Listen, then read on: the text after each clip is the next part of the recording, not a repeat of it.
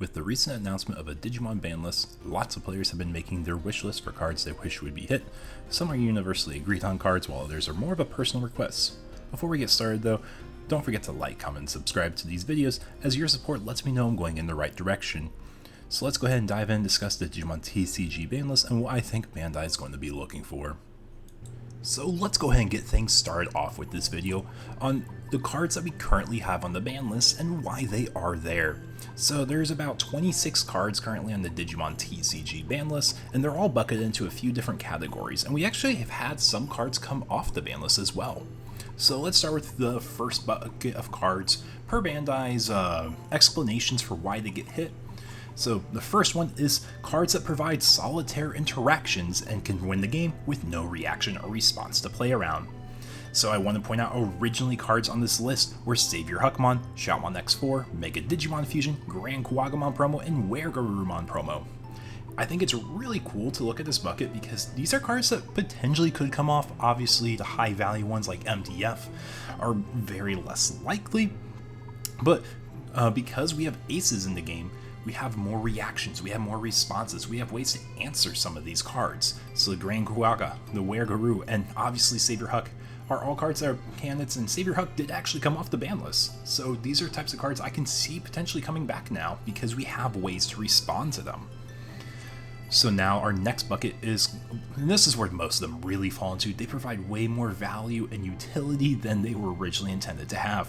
Jet Sylphimon having uncapped recovery, HPD being super generic for Digivolving, level 5 Argomon Blossomon because you can get free level 5 Sunrise Buster for doing a stack removal and DP drain with a free tamer, EX2 Etmon for super cheap and efficient milling, reinforcing memory boost for selective recovering and really high value return, Calling from the Darkness for its generic utility, BT11 Greymon X for its turbo Digivolving discount and protection inherit, and then Doru Greymon for not only tucking a card, protection, security attack +1, DP immunity, deletion immunity. These are cards that have all done way more than they intended to do in a single card slot. So I know there's lots of people who are super excited for potentially some of these cards to come off, but these are the ones I'd be a little bit more hesitant on coming back simply because they're cards that do way too much for their single slot, Doru Grey being a really prime example there. So let's go ahead and take a look at our next bucket, and these are cards that when they originally hit, they just mentioned that they weren't fun to play against. I believe if you look at the original announcement, you can really see that for Tommy, Icewall, and Jet Sylphie. These have a little less emphasis for the reasoning why they're hit, but Icewall does make sense as part of like one of those value utility type of cards. Moving on to our next and second to last bucket, decks that have been relevant for too long. So a lot of people call these cards the Jesmon Symptom or the Jesmon Treatment cards, and this applies to SaviorHuck originally. That deck was around for a super long time as a Solitaire OTK, but obviously it came back now. And then hybrid decks were also in that category because you just simply saw it in, I believe it was like a 16 card engine. You run like your Tamers, you run your level 4s, you run your level 5s, and you don't really have flexibility outside of that. So they want to see deck versatility and more deck creativity. And then our final bucket, and this is going to actually move us to our second topic as well, is decks that fundamentally break the game. This is where Galaxy Loop / Zubamon Loop came into play. This loop enabled you to steal turns from your opponent without any interaction because the Psycho Dual Tamer has a start of your opponent's turn effect, which that timing is super hard to get around as the only start of turn effects are typically your memory fixers and memory plussers. So why was this a problem? You never got to your unsuspend step, you never got to your draw step, you never got a chance to attack into your opponent or set up anything else. So once the loop was going, there was no interaction and there was fundamentally no way to get out of this. You just had to bank on a security bomb of some sort. So this is why they introduced the pair bans. So let's go ahead and transition over to pair bans now. Moving on to pair bans as our next topic, I feel like it's kind of important to cover this because I don't think it's something we'll really see happen unless we see something like Zubamon Loop come out again, something that has actual no interaction to playing the game with. This brings up our first one with Mother and Shoto, being a combo that creates 15k blockers that are immune from effects. And I want to point out, as annoying this might be, it doesn't prevent you from actually playing the game. It slows down aggressive decks to some capacity by creating a blocker, And it especially hurts Nume, as they don't have a way to get over a 15k blocker, they just simply have to go wide, which almost every deck I believe is able to do on a fundamental level. But there's a few other things we have to point out about Mother Shoto combos. First of all, Quartzmon kind of shuts down the deck because you can only get the blocker if you can tap Shoto.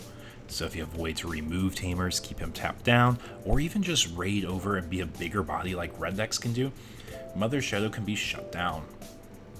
The next pair ban we've seen a whole lot was Patamon from BT14 with Emissary of Hope / Magnamon X. And this kind of moves into a place where I can see it being hit on the ban list, not because the cards themselves are crazy strong. It's rather the combination of these cards with Magnamon X that become a problem. Magnamon X just happens to be a vaccine, which falls into the Angel archetype, where you have Dominiumon, where you have the Angelomon line, where they're really intended to be mashed together. So really, it's the bridge that I see being the bigger problem, which we'll cover in the next section. But I don't think you really want to hit Patamon or Emissary Hope, as it would kill most of the pure yellow Angel decks that don't have a strong payoff otherwise besides just turboing straight up. Now moving over to the fun part, where I actually polled the community. I had just about 200 responses coming in this part. And we're talking about cards that we want to get hit, why, and what I personally see in getting hit.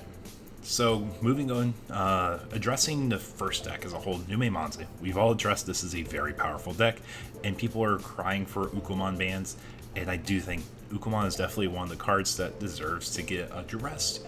But not only the promo Uko, but also promo Louis.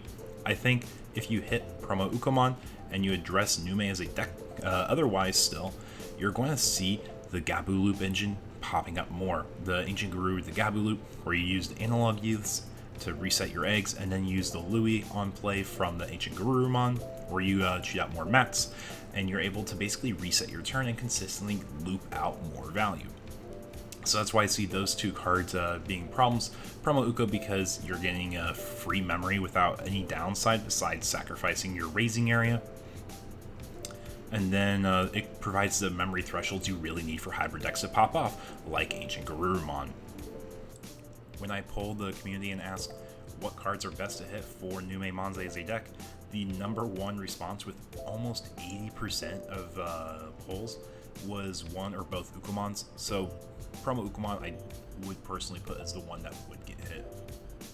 But the follow-up card for NumeMonzae as a deck was Magnamon X at 60% and Nume X at about 47%. I think if you hit either one of the two cards, the deck is still going to be alive.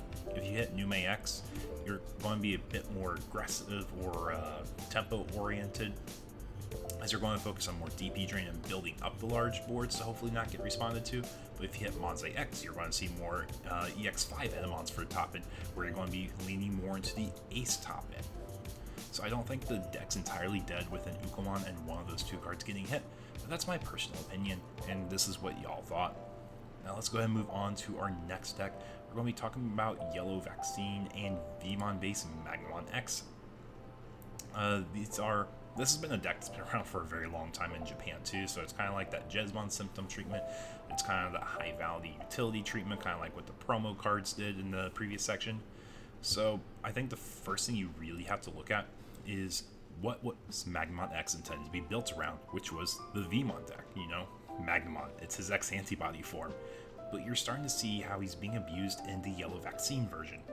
And this is enabled not really from Patamon, not really enabled from Emissary of Hope, but definitely enabled from Awakening of the Golden Knight, where you can go from your Rapidmon to your Magnamon X, which I think is the interaction that wasn't really intended from the developers when they're designing this deck and cards.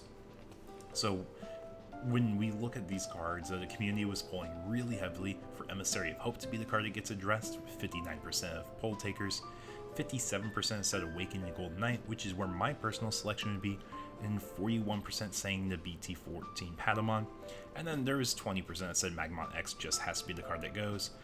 I can see Magnamon X being a healthy side/staple in various cards, or in various decks, kind of like Cat Armors and Bird Armors saw it at one point. They're not really the fastest and most efficient way of using the cards, but it does see use in those decks. And then finally, there's one other deck I really feel like is going to be addressed on the ban list, and that's going to be MirageGaogamon, because for like the 14th or millionth time in a row, MirageGao has popped up as one of the best decks in the format, as you can see in Japan right now. In the last Grand Asian Open, MirageGao took the second most popular topping deck in the Gao event. And I really think there's two ways you either address the deck. One of them is hitting BT4 Thomas, the other being BT11 MirageGao at this point. This is like the biggest Jesmon Symptom style deck that's been around for such a long time. BT14, when the trainings were added, is when you really saw the deck pop off. It's a great counterplay deck to NumeMonzae, as you're able to bounce the bodies, and they don't get their deletion effects. And it's honestly just free memory on free memory. And then the Iceclad side Mega with Hexablaw is able to address the Mother Shoto combo in literally just a one-card side package. I can see Mirage getting hit from either BT4 Thomas or BT11 MirageGao, probably more on the MirageGao side. And when we asked the community, this is where we saw a lot of split responses. Like, most people, when I say most, 42% people said BT11 MirageGao was the way to go. 33% said BT4 Thomas, and then the rest of the community was really split and saying we really don't need to hit Mirage as a deck. I think this is just one of those decks you want to address now while you're trying to balance your decks, as this might be one of the next best leading decks, kind of like the Doragora line, so I could potentially see Doragora and MirageGao getting hit myself. So if it was my personal ban list, I'm probably seeing Promo Uko, I'm probably seeing Magnamon X, I'm probably seeing Awakening Golden Knight, all to one copy, and then I'd probably say BT11 Mirage is on that list as well. And now just kind of sharing the last bit of community thoughts. Pairbands wasn't something that everyone was super keen on. This is literally a 50-50 split. 50% people say you should only use it for game-breaking mechanics like Galaxy Loop. Meanwhile, 42% people really said this is a great way to enable creative deck building without having super heavy restrictions. So the last little bucket is basically people saying it's too complicated to look at. When on this final topic for the video, I think a lot of people had a lot of fun going through these responses of cards they really want to see come off the ban list. And I want to meme on this a little bit and just say, for the 5 chats that said HPD, the 8 chats that said Apocalypse can come off the ban list, I'm going to strongly disagree with y'all there. But if you look at the other side though, Magnamon X was the most voted on and wishlisted card to come off the ban list, with 54% of people. Over 100 people want to see Magnamon X. The next card after that is the BT2 Gabumon that has the ESS of draw 2, pitch 1 on deletion for its inherent at 37%.